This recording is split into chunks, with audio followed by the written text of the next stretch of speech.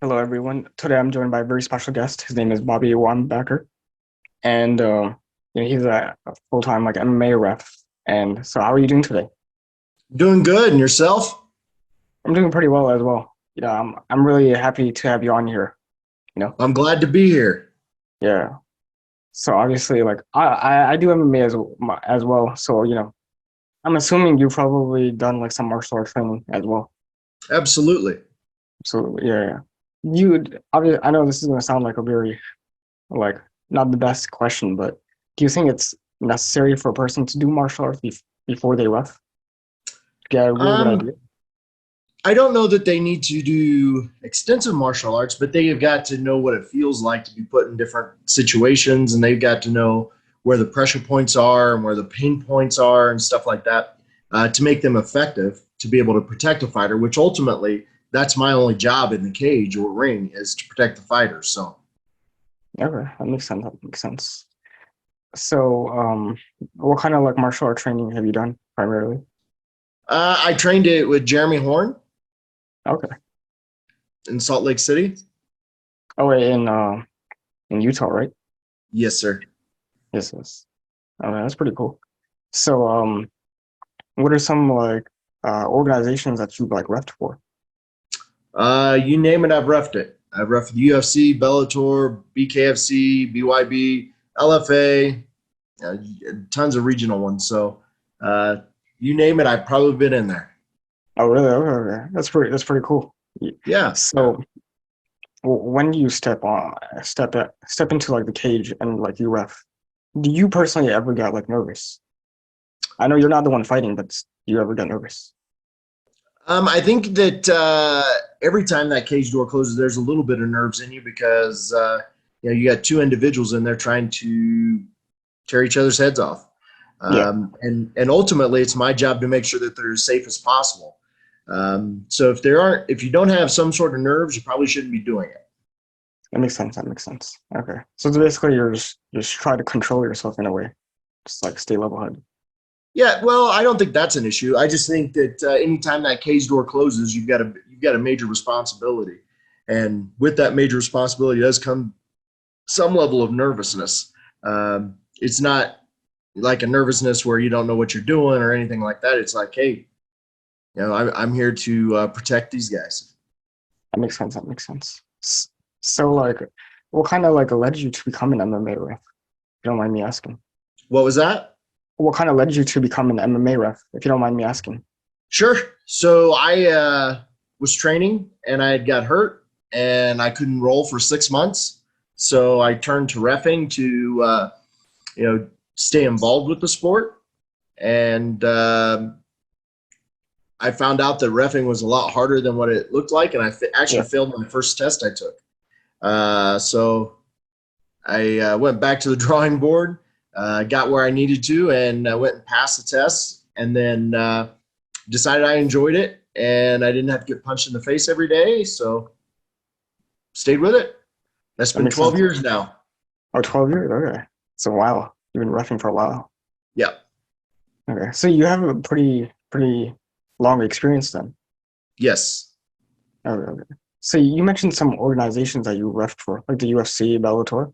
Mm-hmm. Would you say between those two organizations, there's like a difference of feel, I guess, when you ref between those? Just between them or between them and everybody else? Well, you can mention the other organizations as well if you want. Well, the only difference is the stage. Okay, When the UFC puts their cage up, it's different than obviously Bellator's and everything else, size wise, things like that. But the athletes are no different. Most of the athletes are in the UFC. I've refed outside the UFC. They're the same okay, athlete. okay, They've obviously gotten better, and it's a bigger opportunity as far as payday and stage goes. But there's no real difference in feel for me whether I'm doing a UFC event or a local event. I treat them the same. I treat the athletes the same. I think an athlete, whether an amateur or pro, I think they deserve the absolute best referee in there with them, most competent to keep them safe and help them along in their career. no, that's for sure. That's for sure. So obviously, like sometimes, like it can be obviously like a hard job to like ref, right? So what are like some things that you do to make sure that you do like a really solid job? Well, first off, it is a very difficult job. Yeah, I've got literally a split second to make a permanent decision. Um, and the other thing is nobody likes you. You know, whether yeah, you're right or you're wrong, you're always the reason why someone lost.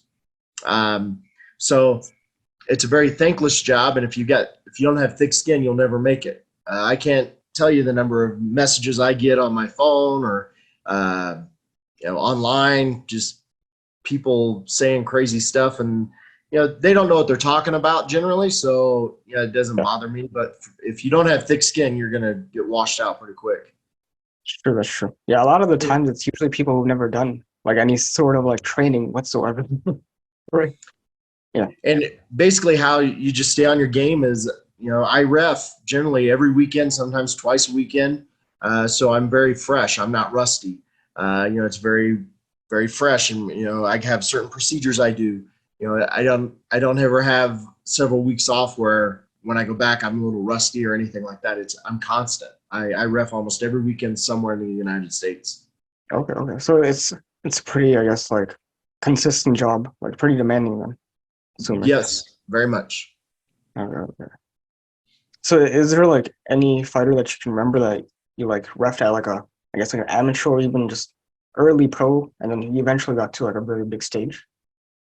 Man, I could name several of them. Devin Clark, that's in the UFC. I ref many of his beginning fights. Logan Storley, Okay. he's in Bellator. And there's just so many of the guys. Bilal Muhammad, I Oh, really? refed him Okay. in Titan FC many years ago in Alabama. You look at a card generally on the pay per view, and I've done something with somebody on there at least. So Okay, okay. So what is like the I guess like the craziest fight that you probably ever repped that you can like really be like that one just sticks out to you? well, there's several. I've done so many fights, but one that everybody will remember, it was a UFC fight. Yancy Medeiros and uh, Alex Oliveira, I believe is his name. It was in Detroit, and that fight, if you have not watched it, go watch it. It was phenomenal. Crazy things, and it was a great fight. So you pretty much have like the best seat in the house, pretty much. Watch. You do have the best seat. There's a lot of Yeah. responsibility that comes with that seat, Yeah. but I guess that's one of the I guess many I guess it's one of the small perks of it that you obviously have the best visual of the fight. But of course you're involved in the fight as well. right. So when you're in there, everybody says it's the best seat in the house. You're not watching the fight like a lot of people think you are. I mean, you're Yeah. you're so in tune to what's going on, and you're watching for eye pokes. You're watching for so many things. You're not. I've had people come up to me and say, "Well, how'd you score that fight?" I don't know how in the hell I scored the fight. I wasn't scoring the fight. I'm not watching it that way. I'm Yeah. watching it so differently. So yeah, I've got the best seat, but I'm not actually watching it like that. So Okay, okay. I guess it's like a bitter type of thing because it's like, yeah, of course you have the best seat, but there's so much responsibility that it's like you have to watch like the small details in that fight. exactly.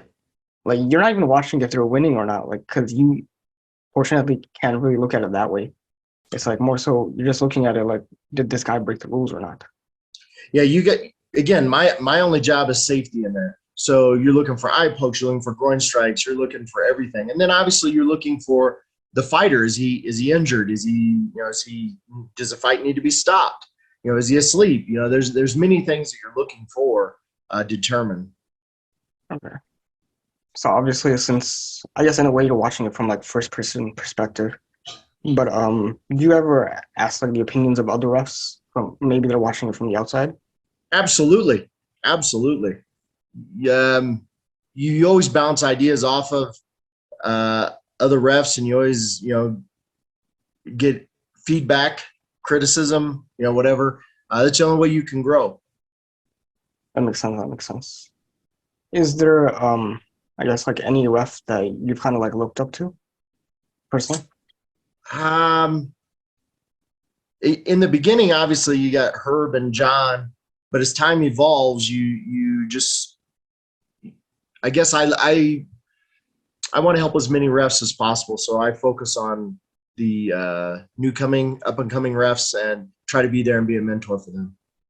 Okay, that makes sense. That makes sense. So like how do you usually like mentor like the new like reps that people that are interested in becoming reps? Well, I have a ref school January 7th in Biloxi, Mississippi. That's the first step. But you mentor officials by watching the performance, uh, and kind of seeing how their positioning is and how they react to situations and things like that. Okay, that makes sense. That makes sense. So like why would someone want to become a rep? What would you say like the biggest reasoning behind it? Um, I don't know. For me, it was to stay involved in the sport.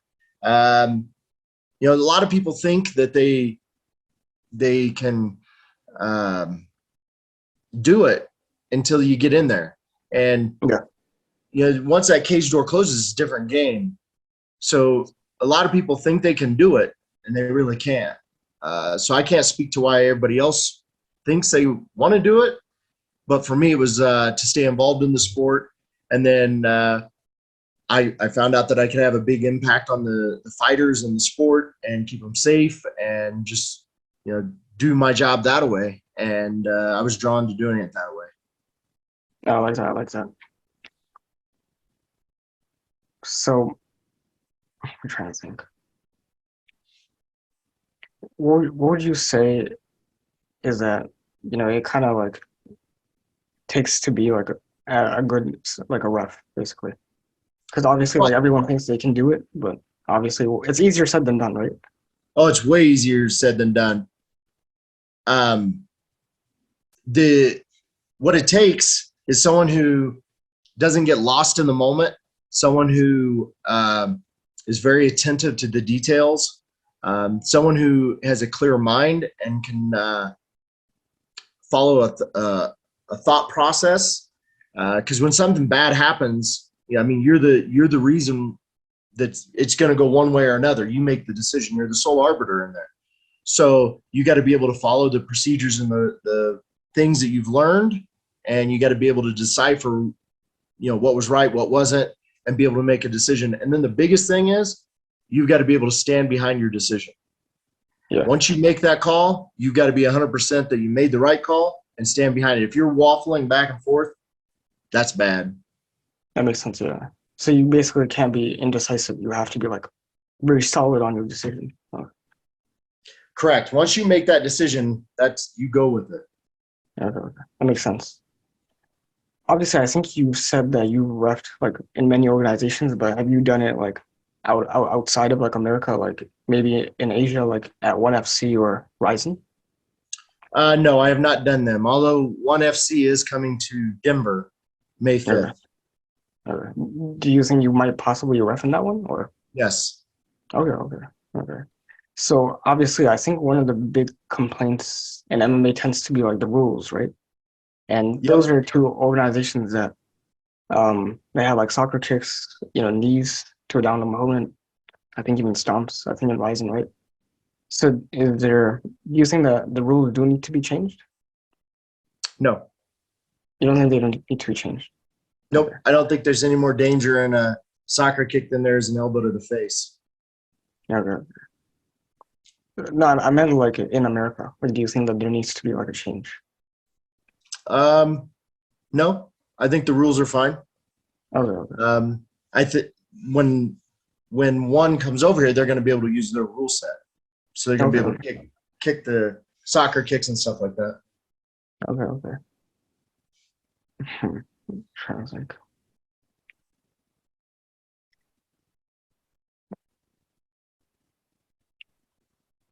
I know like I mean, I think this happened a couple years ago though. Like they did change the rules like a little bit, right? If I'm not mistaken.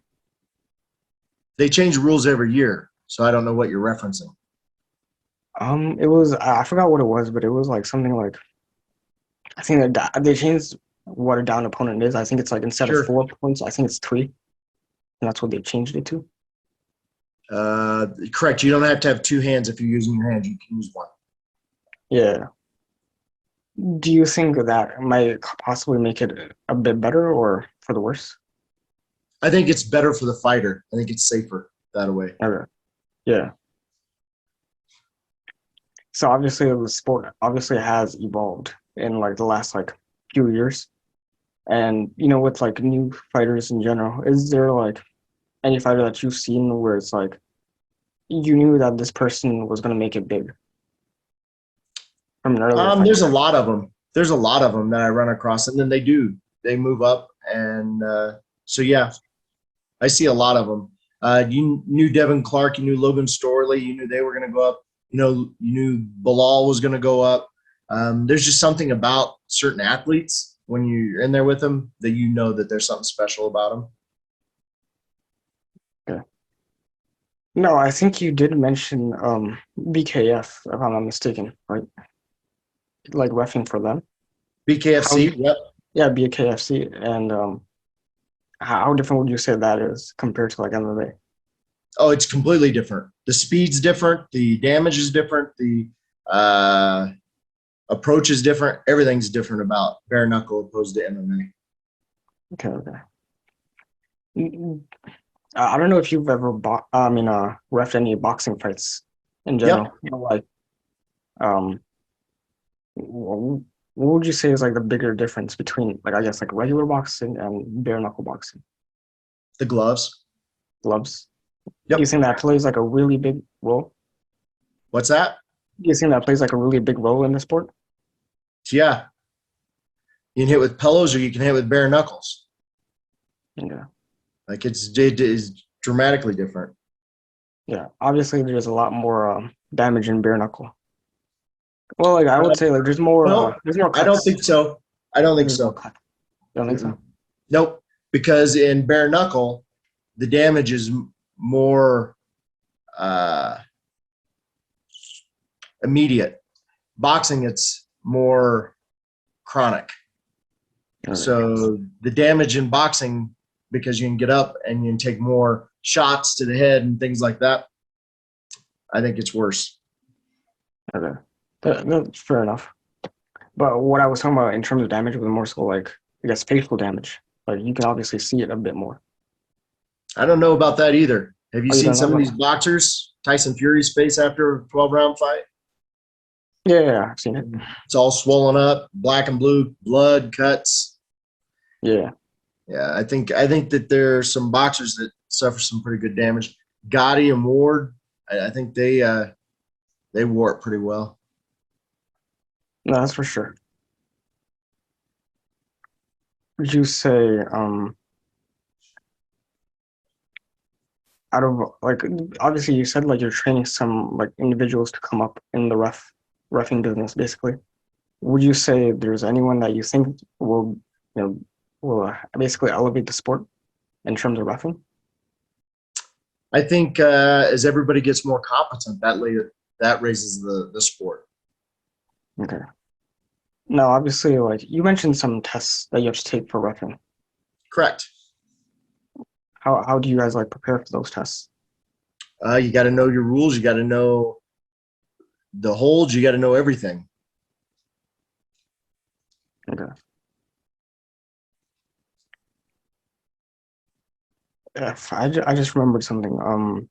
So obviously, I think you said like you personally don't feel like the rules need to be changed, right, for MMA. Correct.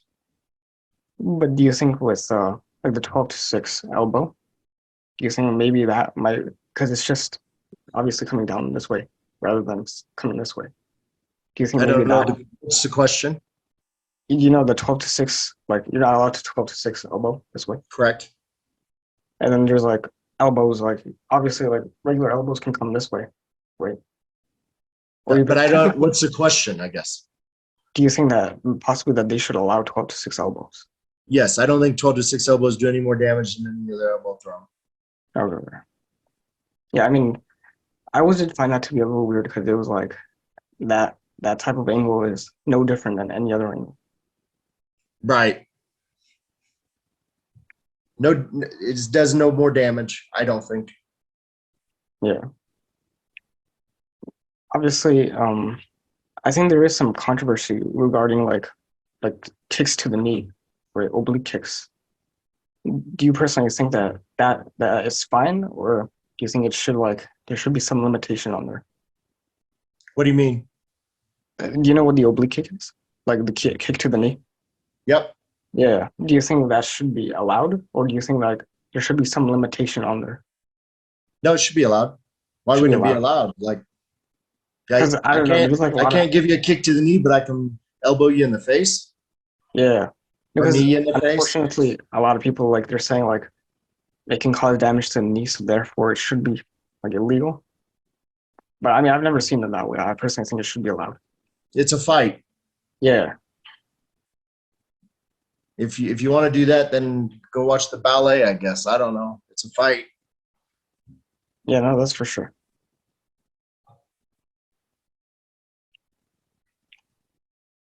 Out of all the organizations that you like left, which one would you say personally is your like favorite, your personal favorite to left? There isn't one. There is no one. They, nope. I like being a part of all of them. They all have their pros and their cons, and uh, you just go with it. Makes sense. That makes sense. So obviously, you have to be like when you're refing. Technically, you're under like the commission of whatever that state is. Correct. Yeah, right. So, do you think that there's anything in the commission that maybe you're like maybe there should be some change in there, or do you think it's fine the way it is? What do you mean?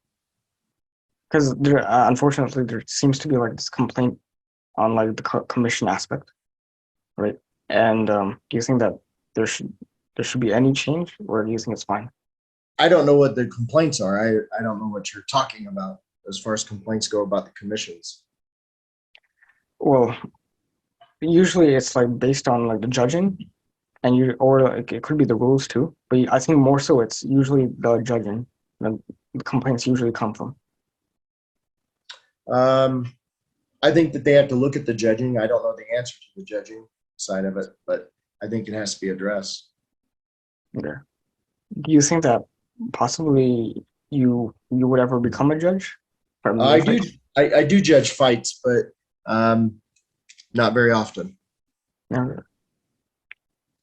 So whenever you judge like a fight, what are some criteria that you usually look for when deciding like who won that round or the fight overall? Well, you got to use the criteria that the ABC has set forth, Yeah, and that's effective striking and effective grappling are equal. That's what you judge a fight on first, the yeah, damage and stuff like that. no, that's for sure. Do you think there should be again like obviously I haven't judged, so but like I'm assuming that hello,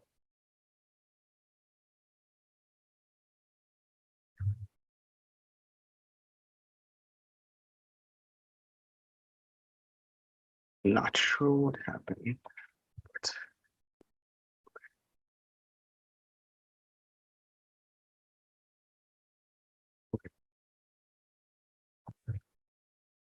I mean, not sure why he left. I mean, all I was gonna ask is some questions on the judging, but okay. Like I don't think it's that controversial to say that there is a problem in the judging for MMA.